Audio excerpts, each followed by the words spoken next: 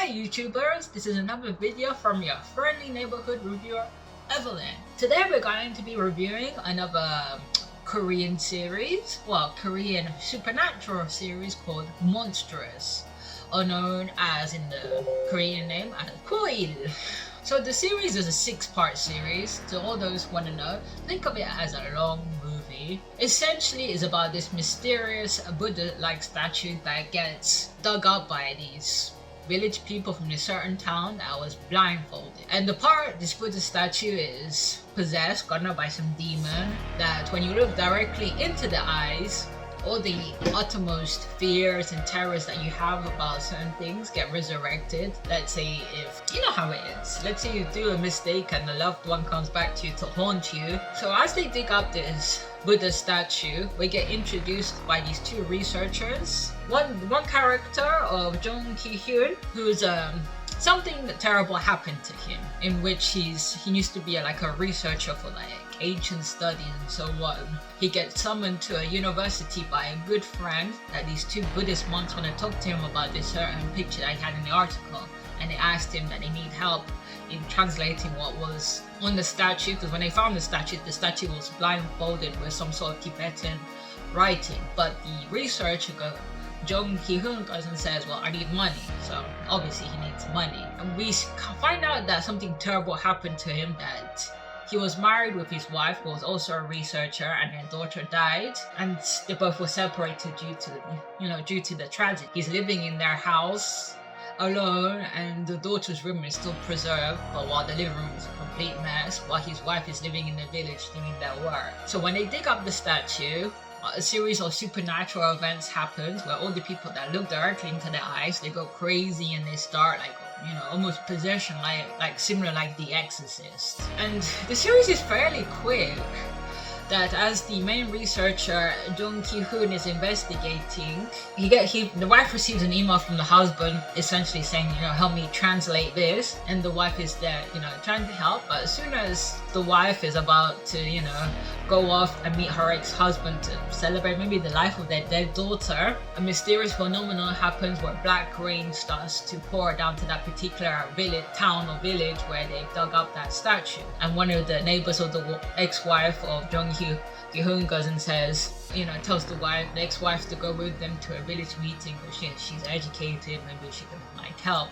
And when she gets to this big auditorium thing, she sees that they had the statue there unblindfolded, and the plan from the town is to bring in more tourists by exhibiting the statue. But the ex-wife knows there's something really wrong going on here. So as the researcher is going into town to meet up with his wife to certain areas, his car doesn't work. And on the top of that, we get introduced to another set where this young boy, I think you might remember him from All of Us Is Dead, is with the mom, and it looks like the mom and the boy are having a kind of strife. So the boy is there doing community service because he's a little bit of a delinquent, and then to find out that the boy is getting abused by this big hench bully. If you remember him, if you see his face, he was in Vincenzo. He was the younger brother of the psycho who unfortunately got killed. In here, he's called Kwak Hyun-jo, but the actor's name is Kwak Dong-yeon. But so we get that other set that subplot that's going on, that before these two boys were best friends, but something happened and made them split. And when the chaos ensues, when the majority of the town is in that auditorium, and most of them have seen, because they have the Buddha statue exhibited in the middle, and the eyes uncovered, that's when the outbreak happens of the possession, where basically the whole town is possessed by this thing. So that's the gist of it. And the researcher that is there and now the army has cordoned off the entire section of the town, and the researcher husband is trying to get into town to see his ex-wife if she's fine. And also the mom of the boy, she's the chief of police from that town. She was caught before the black rain came down and the possession of basically the entire town. She was there responding to a call of another worker, a young man, and that all of a sudden started to attack one of the guys, the boss of the restaurant, and everybody's confusing that this young guy is very docile and he would never attack anybody.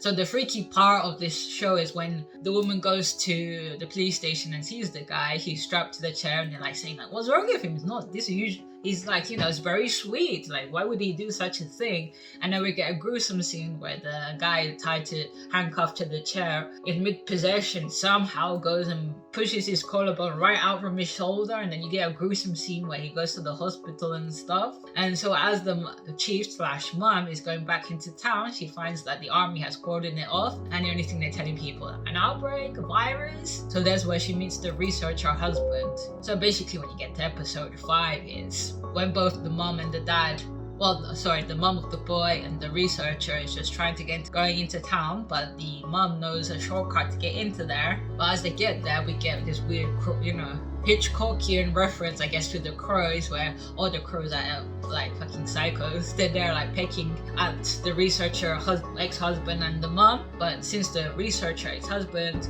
Jung Ki-hoon, knows about sigils and stuff, he puts a load of salt, I think, on top of the car that they were driving in with a symbol. And that symbol had kind of like a force field where the crows wouldn't attack the car. So that's basically essentially episode 1 to 5. They dig up this Buddha like statue, apparently that there's like an evil spirit in there, like thousands of years ago in Korea, that this monk went and sealed it.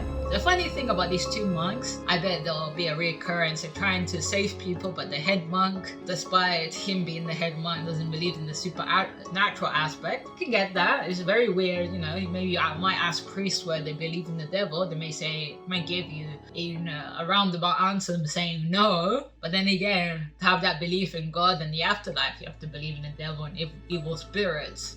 And then that's precisely episode 1 to 5. Is this a good series? Not really. It's very short. What's going to be the end of it?